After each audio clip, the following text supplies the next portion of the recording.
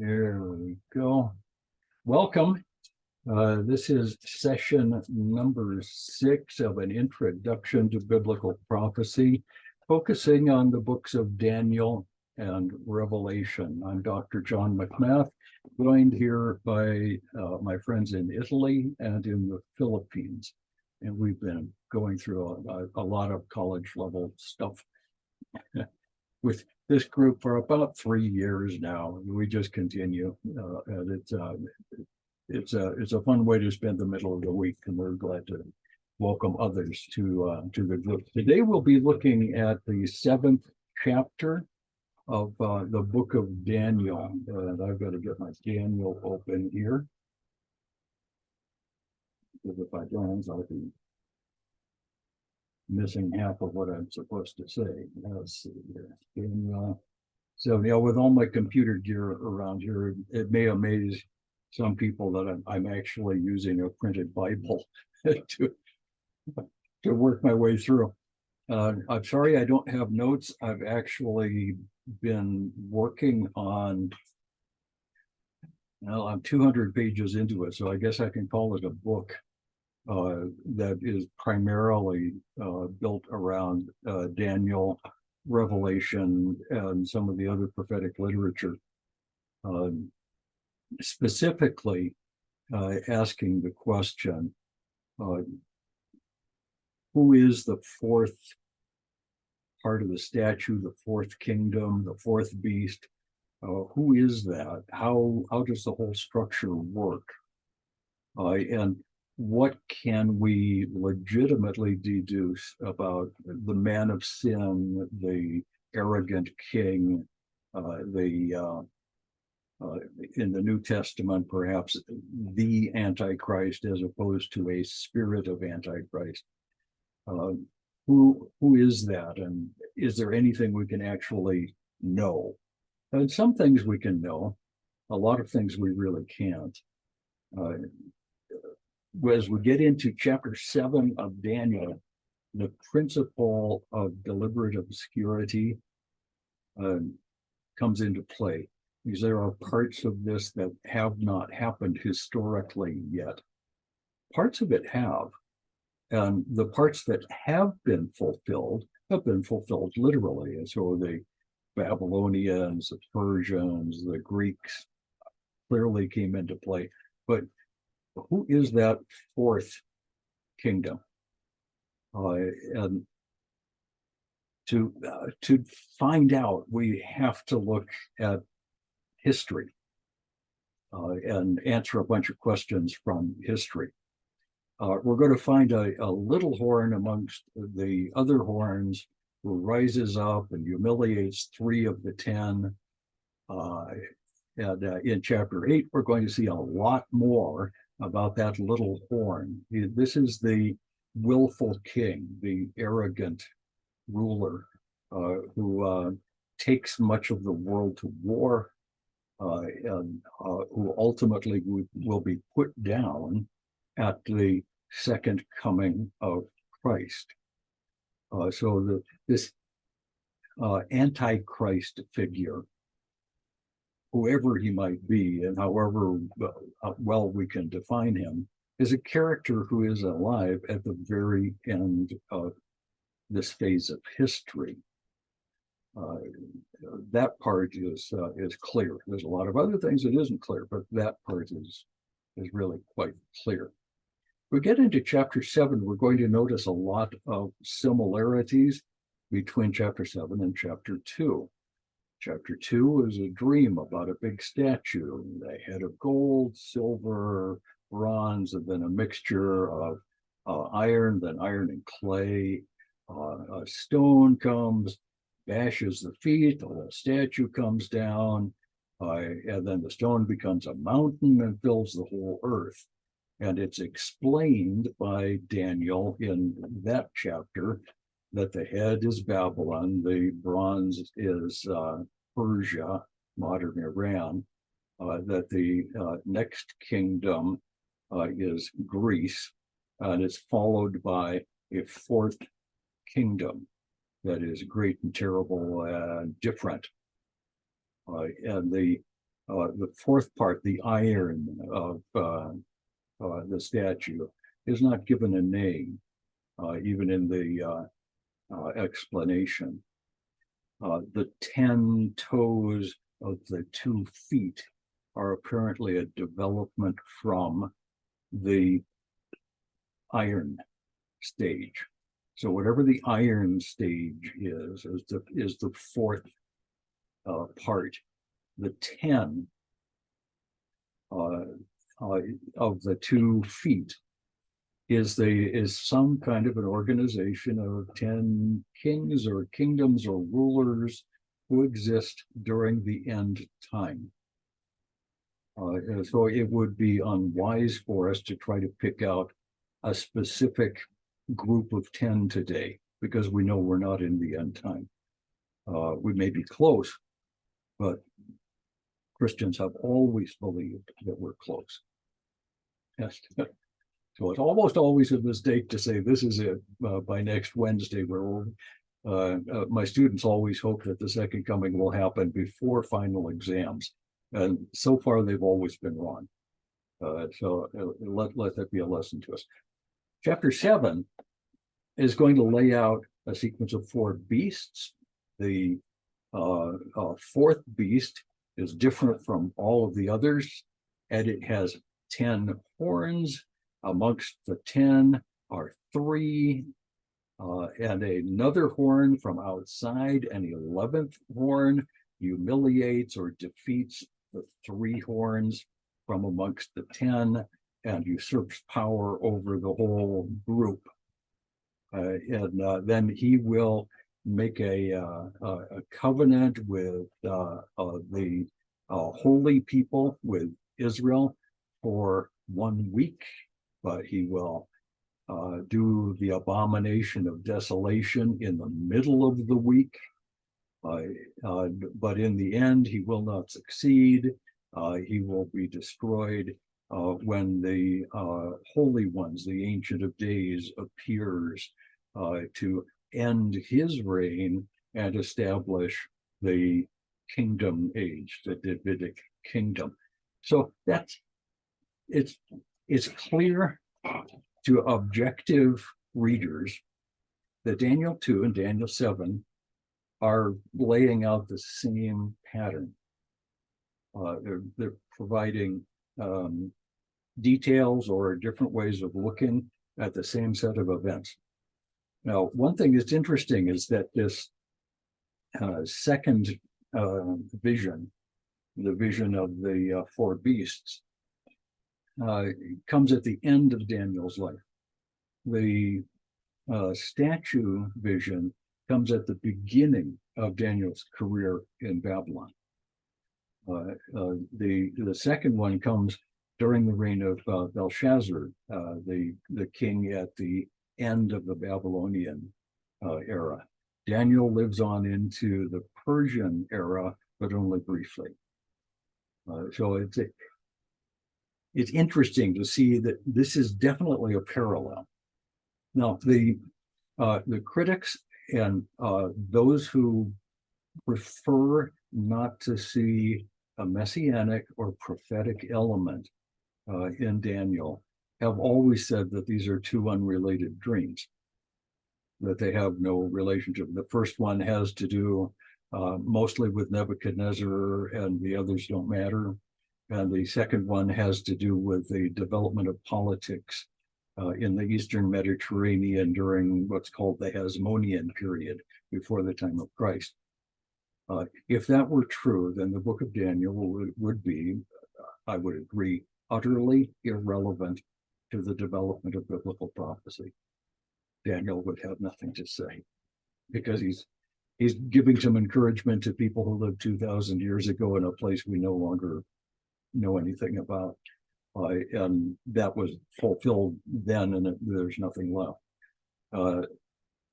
The problem with that interpretation is that the New Testament picks up on much of what Daniel has to say. So in Matthew and Luke, in the Olivet Discourse, as Jesus is explaining what to expect in the end times, he draws images from these chapters of Daniel. as John in the book of Revelation develops the outline of the Old Testament or of the last days events, he draws from images in the book of Daniel. So the New Testament authors clearly believed that Daniel was a prediction of end times events. Only, I believe, special pleading can make it not a prophetic book. It definitely is. So let me show you the picture that goes with this. I only have one slide for today. Let's see. PowerPoint. Okay, that should be it. That looks kind of dark. Oops. Why does that look so dark? Let me stop the share. Okay. Here's good. Yeah, it's frustrating when stuff doesn't work the way it's supposed to.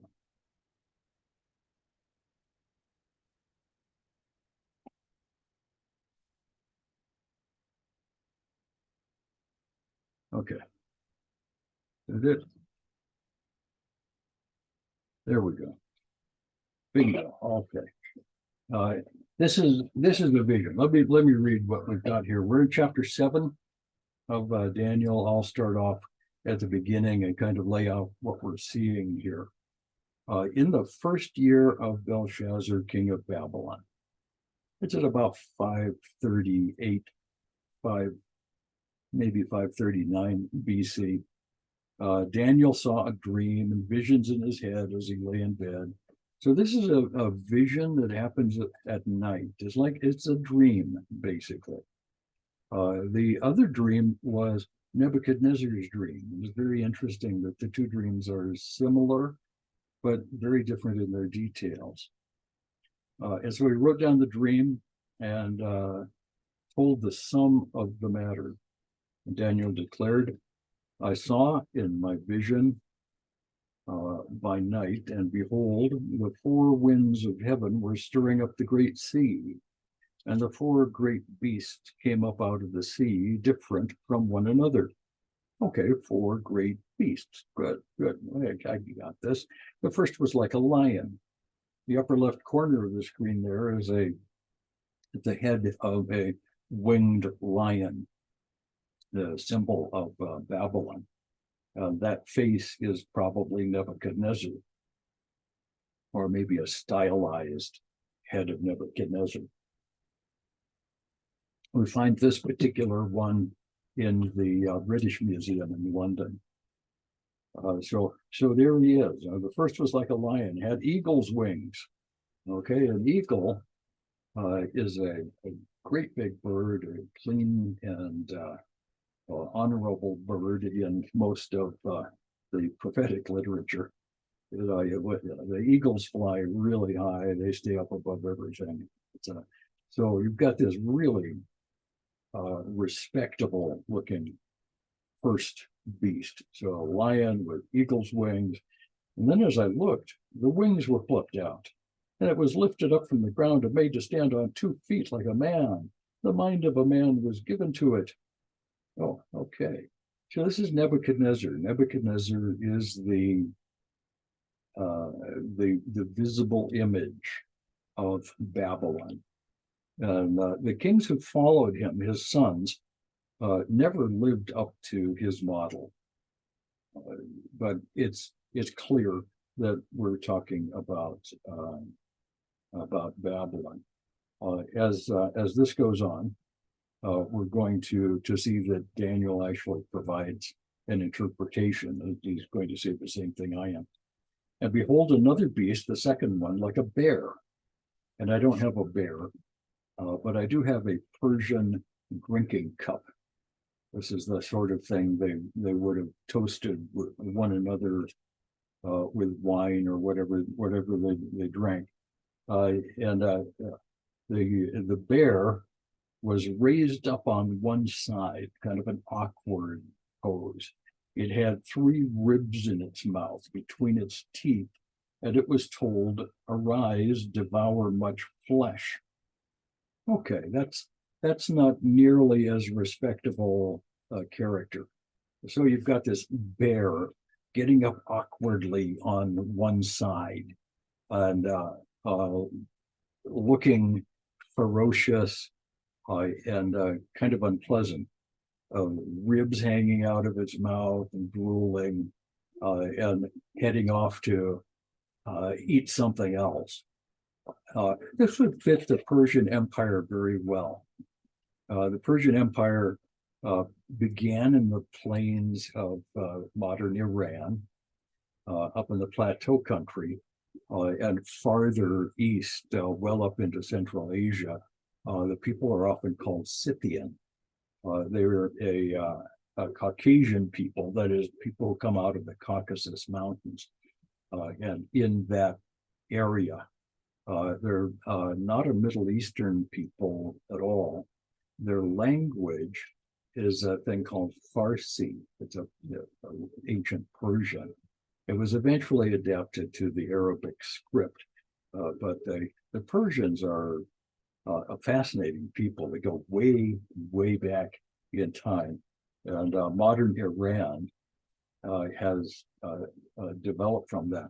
The Iranians actually changed their name from Persia to Iran just before World War II. The Persian people were hoping that Hitler would in fact rid the region of Jews. They were willing participants in the final solution to the Jewish problem. So I have no particular love for Persians or Iranians. They named themselves Iran after the word Aryan. The Nazis called themselves an Aryan people. It doesn't mean anything except sort of European. And the Iranians are sort of European looking for what that matters. At any rate, Persia, number 2 in the list. Then a third, like a leopard with 4 wings of a bird on its back. And the beast had 4 heads, and dominion was given to it. Okay, leopard is famous for moving fast. The 4 wings would make it move faster. This is a very, very quick moving, quick conquest empire. The picture there in the middle of the page is Alexander the Great from a very famous mosaic found in Pompeii in southern Italy. Alexander at the Battle of Issus. Alexander fought 4 large battles against the Persians. The Battle of Issus was the third of those. It is considered by historians to be the decisive battle. The final battle was near Babylon, and there was never any doubt what would happen to that. Alexander went on from there all the way to India. His generals rebelled against him. They didn't want to try to take India. Thank you very much. Let's go home. And Alexander never made it home. He died in Babylon. And 4 of his generals took over the running of the empire. So Alexander was never an emperor. He was just the general in charge of the army. 4 generals under his command divided up the Greek empire, quote unquote, into 4 smaller empires. They were supposed to be more or less cooperative, but there were often wars between the various Greek factions. At the same time that the Greek Empire was developing into this 4-part thing, the Romans were also growing up. The Roman Empire dates back to about the same time as the Greek Empire really got going. And it has its Romulus and Remus story about the birth of Rome at about 600 BC. And the city developed and encompassed the region around Rome that we call Latium. It included the Etruscan culture. Uh, uh, Eventually this became the Italic culture that took over most of the Italian peninsula. And that all happened by around the same time as Alexander was conquering the Eastern world. As Greece conquered to the east, the Romans began their project of taking over places outside of Italy. It's a complex process that I'm not going to try to recount, but it's not exactly true to say that Rome conquered the Greek Empire. It didn't happen that way. Rome was very heavily influenced by Greece. The cities that Alexander planted became the population centers of the Eastern Empire. When Rome moved in, they used virtually the same overall strategy of building cities and governing an empire out of those large metropolitan areas. And by the time of Christ, Rome had one way or another taken control of all of these great Greek cities. Significantly, the majority of the Roman Empire was Greek. At the time of Christ, most people in the Roman Empire spoke Greek. It was a common Greek, a trade language Greek we call Koine, that the New Testament was written in. But everywhere in the Roman Empire, Greek was the language of trade and the language of literature. The Romans built on the foundation of Greek philosophy, law, politics. The Romans, in the time before the time of Christ, put together a republic of sorts, complete with a senate and voting and representative. It was not bad. It wasn't great. It wasn't perfect. Plato's Republic, Plato, the Greek philosopher, wrote the Republic on how an ideal state ought to function. Plato's Republic isn't perfect. He makes a lot of mistakes that he wouldn't have known about because no one had had any experience with this form of government. It worked reasonably well for Greece, and it worked reasonably well for Rome.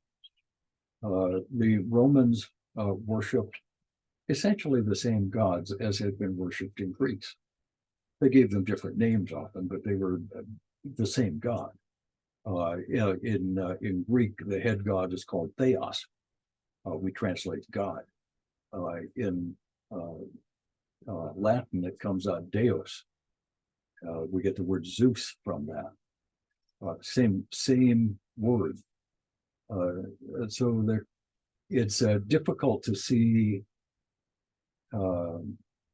Greece without Rome. And the Greco-Roman culture, people speaking Greek, living in Greek cities, writing Greek books, continued long after the time of Christ, continued on down to about 300 AD, when Constantine went east and the Western Empire began to decline. It actually started declining before then, but the corruption of the empire killed the Roman Empire. But it's very difficult for me to put a dividing line between the times when The Greeks were in charge of the Eastern world, and the Romans began to take charge of the Eastern world. I think it makes better sense to think of a Greco-Roman period, simply because there's so little difference between Greece and Rome. The fourth kingdom, or the fourth animal after the leopard, this fourth beast is called terrifying and dreadful and exceedingly strong. Okay. It's not called any kind of an animal. So we frequently speak of the fourth beast as nondescript. It isn't anything in particular, but it was terrifying. The purpose of terrorism is to terrify civilian populations. But frankly, the Romans were pretty good at that when they needed to. They may not have invented crucifixion, but they used it to make sure that rebel populations were kept under control. So it's a fairly old thing, but we don't usually speak of the Roman Empire as a terrorist empire. They just didn't, that wasn't their normal policy. Matter of fact, taking over the Greek world, the Romans usually used diplomacy. They would go up to a city and say, wow, this is a great city. I love this city. Your port is wonderful.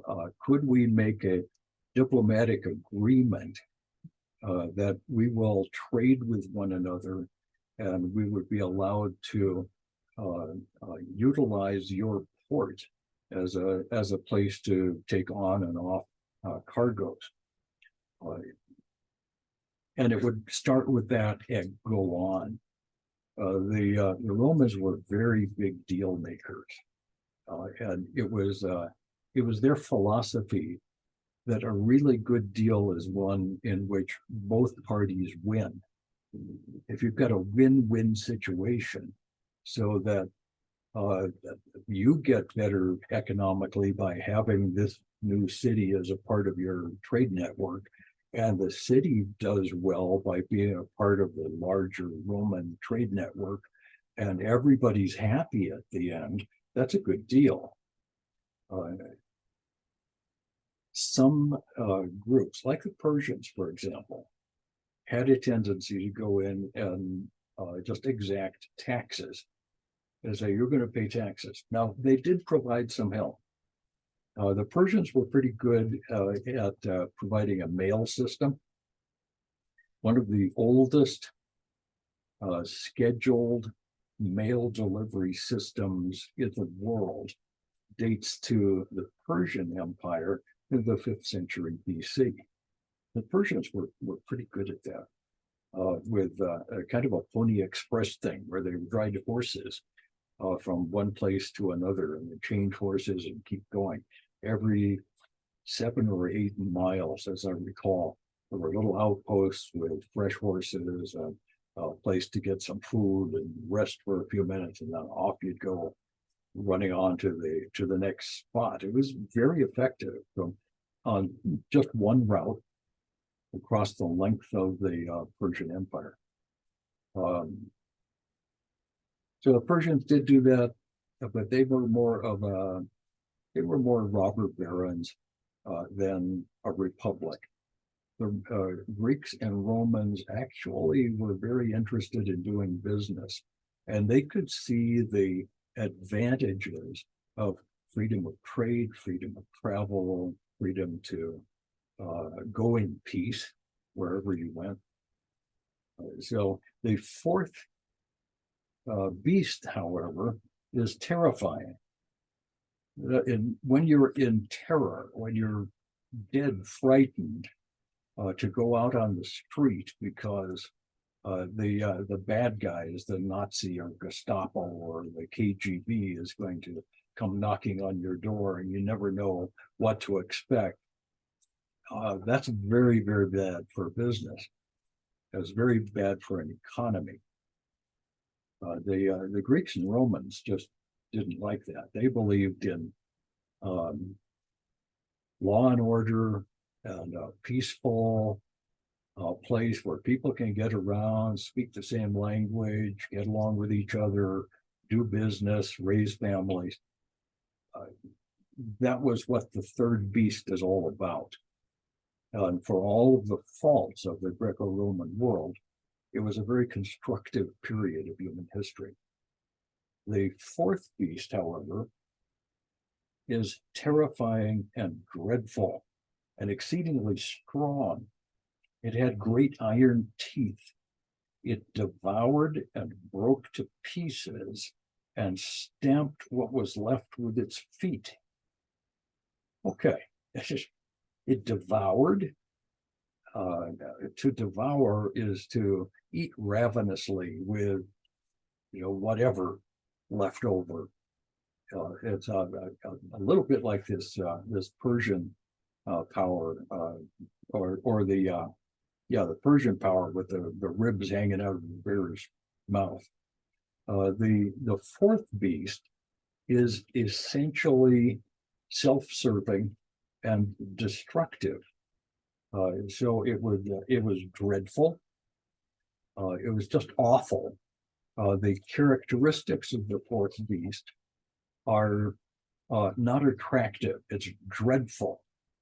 You see a society that has been put together by this fourth beast, and you would call it a dreadful place to live, not some place that is attractive.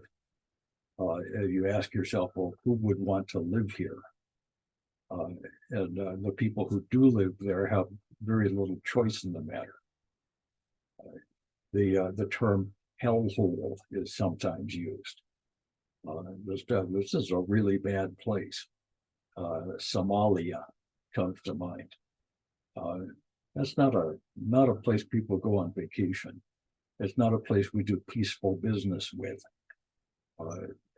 It's known for piracy and warlords and very unhappy people and an extremely low standard of living. The reason for that will become clear after just a little bit. Great iron teeth, it devoured, broken pieces. It crushed and broke. It stamped on the dust that was left. So when this fourth beast goes into a place, it doesn't say, wow, this is a beautiful city you've got here. Can we make a deal? When the fourth beast went in, it wouldn't say much of anything. It would say, you're going to die. We're going to kill you all. Those of you who don't want to be killed need to start running now. And then they would crush the city, literally destroy the city. And this destruction is a permanent thing. They're trying to remove all trace of the previous culture. That's the picture we're given of this beast, and it was different from all the beasts that were before it. It was different. That's actually a fairly important word. This nondescript beast is not like Babylon, Persia, or the Greco-Roman power. Instead, it is essentially destructive. Babylon, Persia, and the Greco-Roman world were trying to build on the good ideas of the past. They were trying to build something of lasting value. In this case, Babylon and Persia didn't really work very well, but they were experimenting with concepts of empire that would do the most good for the most number of people. The Greco-Roman world took this to quite a level. If we think of a Greco-Roman world beginning around 500 BC. The end of the Greco-Roman kingdom, if you will, doesn't come until 1453. So the Roman world, the Greco-Roman world, lasted roughly 2,000 years. Okay, it's a long-lasting thing and did an awful lot of good. This is the foundation of Western civilization. Having a Greco-Roman and Judeo-Christian background is not a bad thing. And all of Europe, all of the Americas, and the nations around the world that have been influenced by a Greco-Roman Judeo-Christian heritage are part of what we think of as Western civilization. And obviously, Italy and the Philippines are all a part of that. With a Christian background, with a philosophical background that fits into that overall Western theme. So we've got a great deal to be thankful for, that we have a Greco-Roman culture behind us that adopted Christianity and has built everything that it has. The fourth beast is fundamentally different from the three that went before. And I would say that its major characteristic is that it is destructive. It is a parasitical beast. It sucks the life out of whatever it inhabits, leaving a shell behind. So this is not a pretty picture up to this point. So there we see this fourth beast, terrifying, dreadful, exceedingly strong, great iron teeth devoured and broke and stamped on things with its feet. It was different. And it had 10 horns. Okay, the 10 horns are similar to the 10 toes of the fourth part of the statue in chapter 2. In chapter 2, some like to emphasize that those 10 toes are on 2 feet. And so there are 2 parts. There's a communist part of the world and a democratic part of the world, or there's a northern hemisphere and a southern hemisphere, or there's a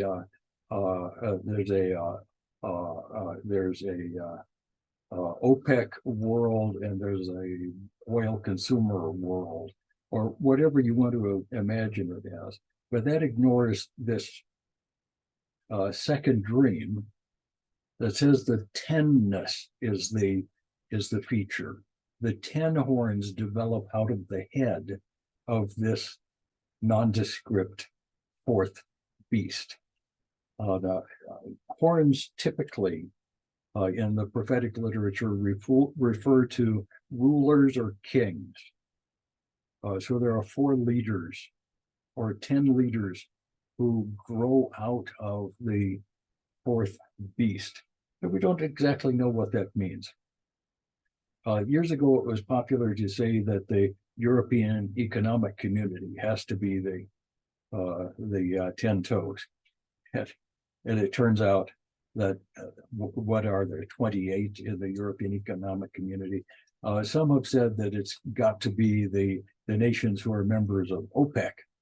And I don't know how many of those there are today, but Venezuela, Mexico, Russia, all kinds of places are part of OPEC. That doesn't really work. There's a lot of suggestions, but it's better to identify this fourth beast and then see what could develop from that fourth beast. So we're looking for a fourth great world-class power that is very different from the first 3, and that at the end of history develops a coalition of 10, some sort or another.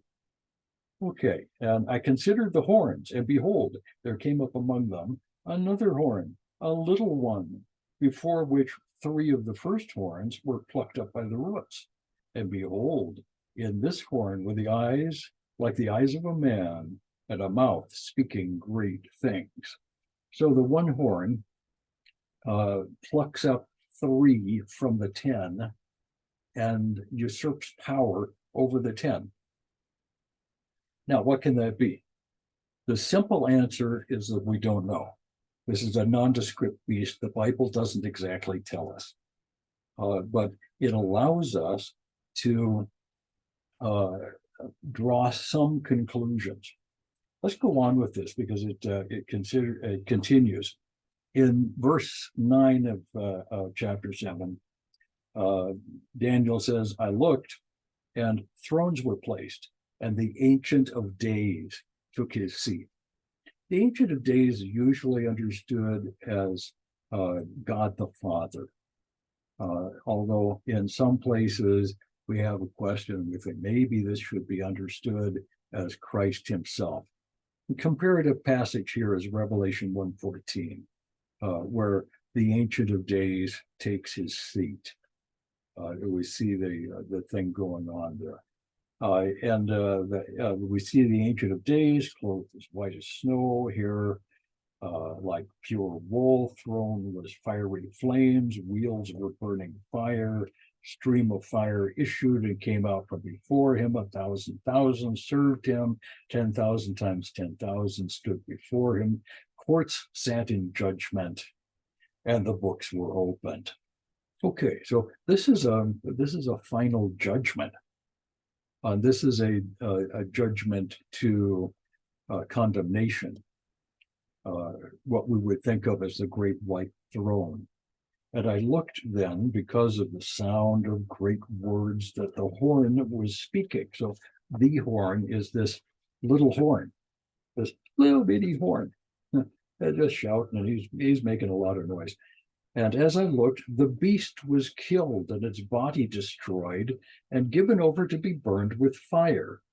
As for the rest of the beasts, their dominion was taken away, but their lives were prolonged for a season at a time.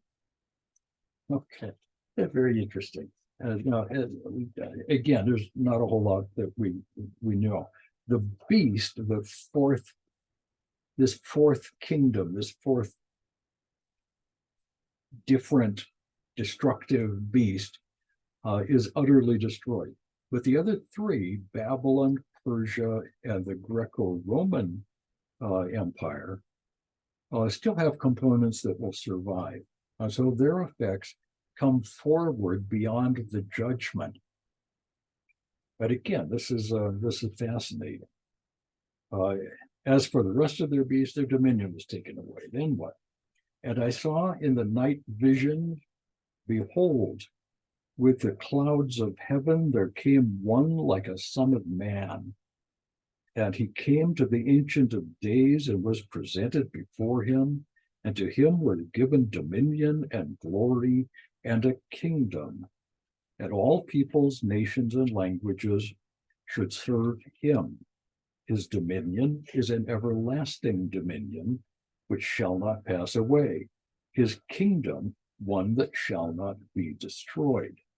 Okay, so this has got to be Christ. So Christ is presented to God the Father. God the Father bestows on him the eternal kingdom. Now, this kingdom begins with the survivors of this judgment, those who will go on. Part of that will be Israel, and the rest will be the descendants and survivors of the 3 previous Gentile kingdoms of the earth. That would be everybody else who survives to that time. That's fascinating. So the kingdom age begins. The really important thing to understand about the prophetic 4 metals, 4 kingdoms, 4 beasts structure is that you go 1, 2, 3, 4 in a sequence that fills up all of the time from Babylon to the second coming of Christ. That's what the text demands. And so, seriously, Greece followed by Rome simply doesn't work. It doesn't fill up all of history.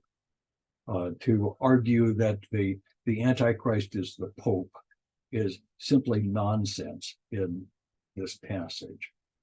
It just doesn't work. And so we have to ask ourselves, who is this? Who is this thing? Daniel goes on, he's interpreting the vision. He approached one of those who stood there. This is verse 16. He said, these four great beasts are four kings who shall arise out of the earth. But the saints of the Most High shall receive the kingdom and possess the kingdom forever and ever. So, four great kingdoms for the entire rest of history from Nebuchadnezzar on, until the saints of the Most High are given the kingdom, and they will have that kingdom presence forever and ever. Okay, that sounds like the end of history to me. And it sounds like the beginning of the eternal state. We usually speak of a millennial kingdom. The Old Testament is very, very clear about all of the elements of the 1,000-year kingdom, which is a time on earth ruled over by Christ, when there is still sin in the world and Satan is bound.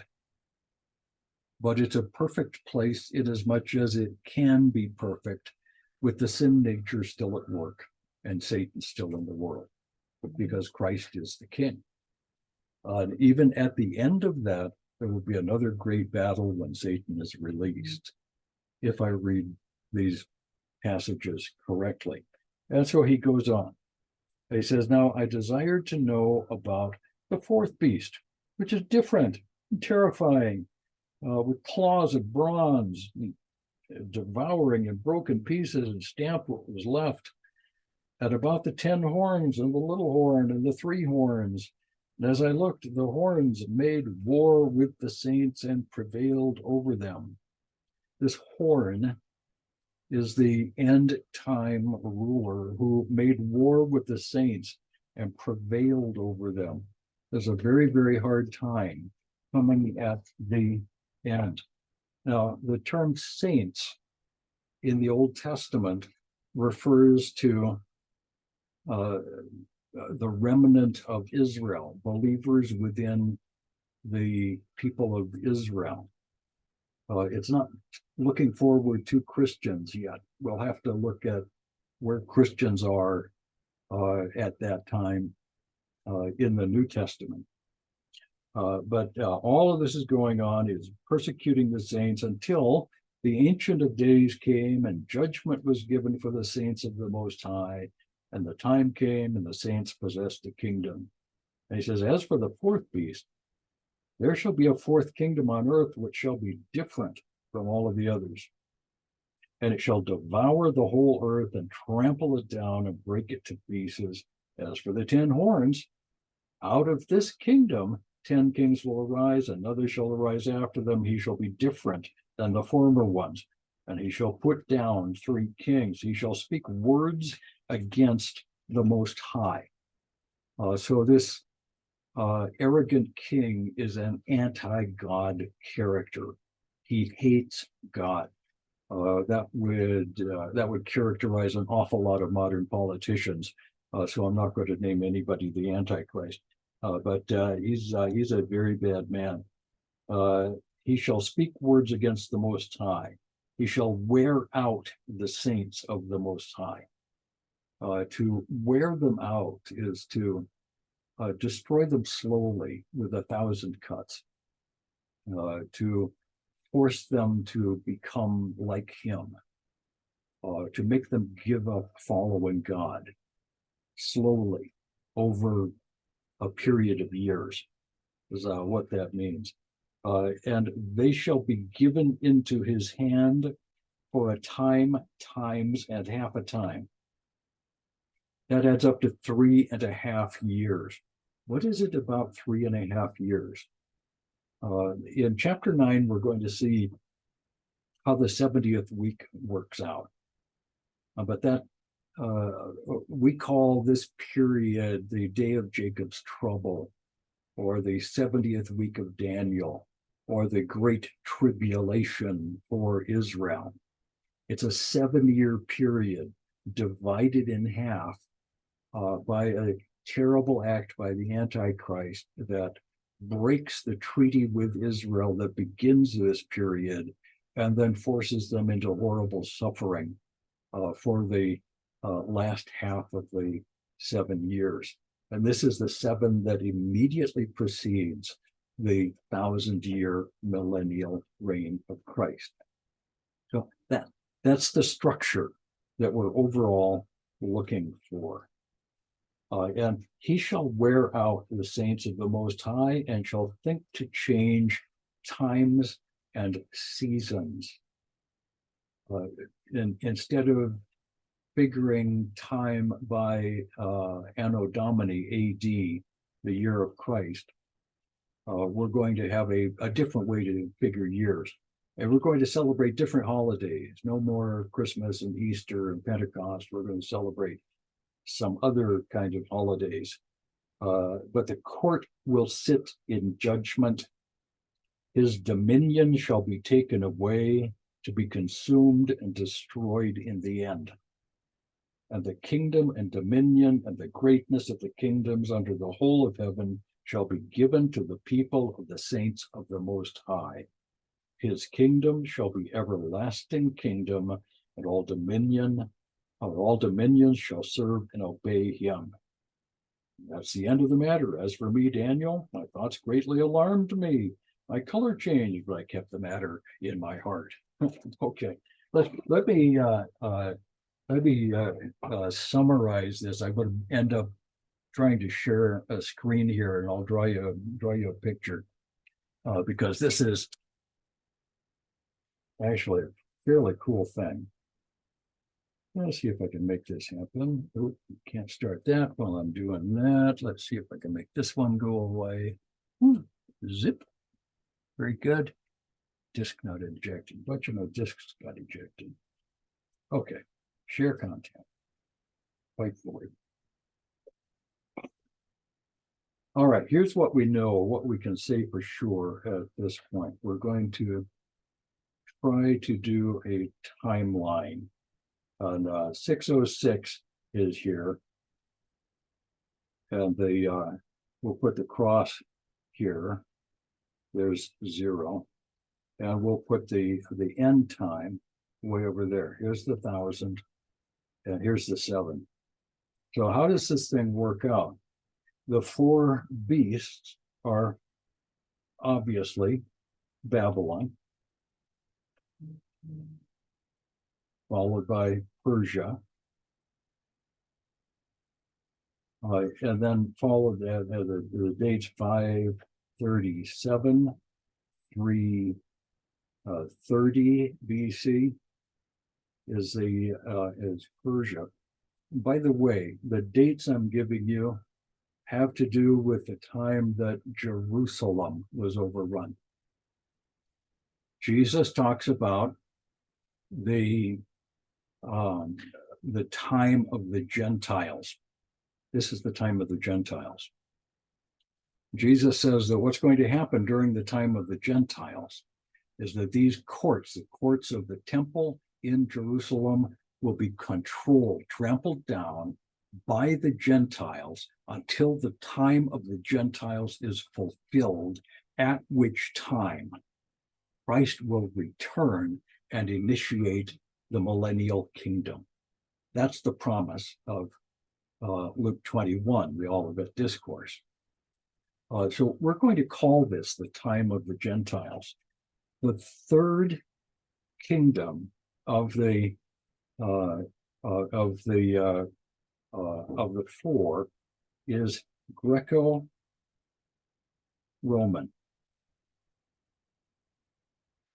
And 330 is a good place for that to start. And that's when Alexander took control of Jerusalem. The Romans inherited control of Jerusalem after the Greeks. They just inherited, very little change. They just kept on keeping on. So when does the Roman control of Jerusalem end? If we read history, we're going to discover that the Greco-Roman control over Jerusalem ends in 640 AD.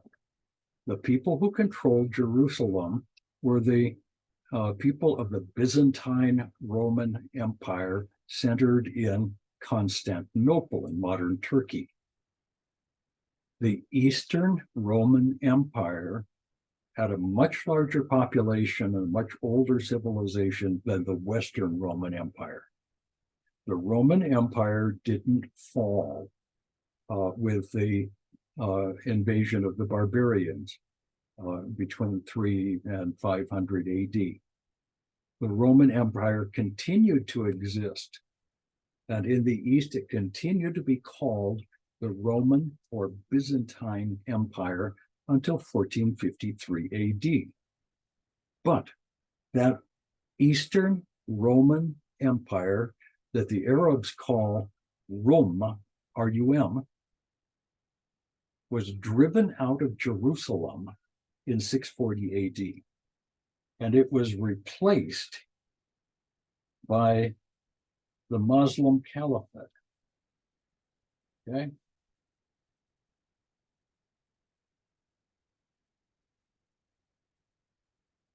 The Muslim Caliphate changed. It started off with the with the Umayyads. Actually, it started off supposedly with the rightly guided caliphs, and then the Umayyads, and then the Abbasids, and eventually the Turks. The Turkish Empire continued as a Muslim control over the entire Eastern world, including control of Jerusalem, until 1923, when the League of Nations forced it to break up. And the states of that region were put under the control of the Allied powers at the end of World War I. So there was a British section and a French section. I don't think the Americans got any part of that pie.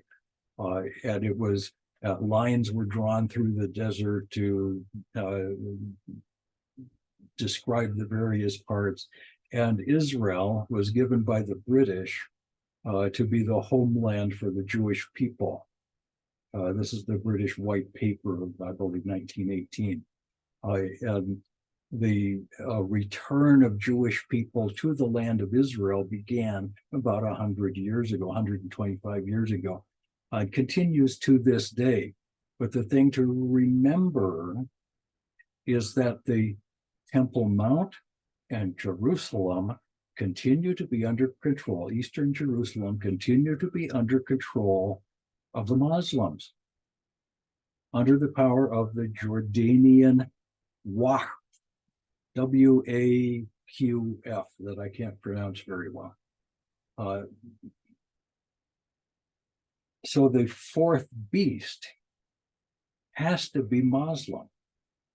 We could say the Islamic Caliphate. It's no particular nation. It's the people, the Ummah of Islam. The break between the Greco-Roman world here and the Muslim world here is sudden and different and very destructive. We had the time I could take you to 1,000 different places where there are Roman ruins of great cities that fell in the years after 640 or so AD. Why did they fall? Sometimes it was just neglect. Sometimes it was straightforward destructiveness. Sometimes it was no need for a trade route anymore because we've got camels. And so the cities simply died. The northern African croplands were put into fallow. They became desert. And in the middle of the deserts, all across North Africa, all over Syria, all over Asia Minor or Turkey. We find today the ruins of ancient cities. Why is that? There's a lot more to say. That at the end of this Muslim time, there's going to be a 10-ness, 10 leaders, 10 kings, whatever. And there's going to be one who will subtract 3. When it happens, we'll recognize it. If we're around, I'm not sure we will be. When that happens, Christ returns. I'm going to change colors here. Let's do this in red. Or maybe, what have I got here? Black? I don't know. See if I get red. The second coming happens here. Here's a second coming. And that's followed by the millennial kingdom. The end of the millennial kingdom, Satan will be finally judged. There'll be a great war and a terrible judgment. And when that is all done, Satan is completely eliminated from the earth and has no more power anywhere, anytime. Then the eternal kingdom begins. And we're going to see that pattern again in the book of Revelation. So take a good look at this. This is the pattern that is suggested by the text of Daniel and confirmed by a careful study of the history of civilization from that time to the present. I would argue that we're still in the time of the fourth beast. Not that the fourth beast has taken over the world. It doesn't have to. It just has to control Jerusalem. And that would mean that this could go on. We don't know when the so-called Antichrist is coming.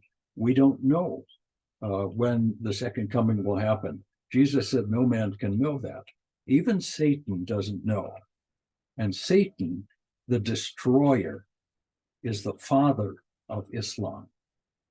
The lies that Muslims believe have come out of the pit of hell. At the end of all of this, Satan himself will be judged. That hasn't happened yet. So there is a significant part of prophecy that still needs to be fulfilled. Okay, we got done with chapter 7. I wasn't sure I would make it. We have done the deed. Let's let me unmute everybody. Donna will be able to talk up here because you didn't mention the rapture. I'm sure you didn't want to. That's because I didn't want to. Right. Right. Yeah. Because it isn't in this passage. Right. Okay, more. All right. Ask all on you. Okay, there we go. Hello, hello, hello. Let's see if I can end the sharing. Am I still sharing? Yes, I'm still sharing. Get this undone. The rapture. I'm sure you didn't want to. That's because I didn't want to. Right. Yeah, that's right. Okay, let's see here. I can't get my Zoom. Okay, now we can make that go away. And now this isn't going away. Now I have to unshare the other. Boy, I hate working with stuff like this. Sometimes this just gets me. Okay, well, looks like I'm not going to be able to talk to anybody. Oh, yes, I love computers. Don't you love computers? Okay, yeah, Donna was asking, how come you didn't mention the rapture? The reason I didn't mention the rapture is because it's not in Daniel. Daniel doesn't know anything about the rapture. Daniel doesn't seem to know anything about the church. So when Daniel talks about the saints of the Most High, he's talking about the people of Israel, who Paul says will be saved at the end. So there's a whole lot of stuff going on, and some of it is very difficult. But this is what the Bible actually says, and this is what history actually is teaching us. That's how I put it together. You don't have to be convinced by it. I am probably the only person in the universe who holds this position. So if you want to join me in holding a really, really strange position, this will be it. It will astound your friends with your stupidity, just like I do every chance I get. Okay, God bless everybody. Hey guys, we love you. Thank you so much, Dr. John. Ito. Bye, Oscar. Ciao. Nice to see Oscar. Ciao, grazie, Dr. John. Ciao tutti. Ciao Palatial. tutti. Ciao a tutti. Ciao a tutti, buonanotte. Is that right? Good morning. Yeah, you've got your own palatial headquarters. There it is. Ciao, Dr. John. All right, guys. Bye-bye. See you next Bye. week. God bless everybody. Bye-bye. That was excellent. Was that okay? That was really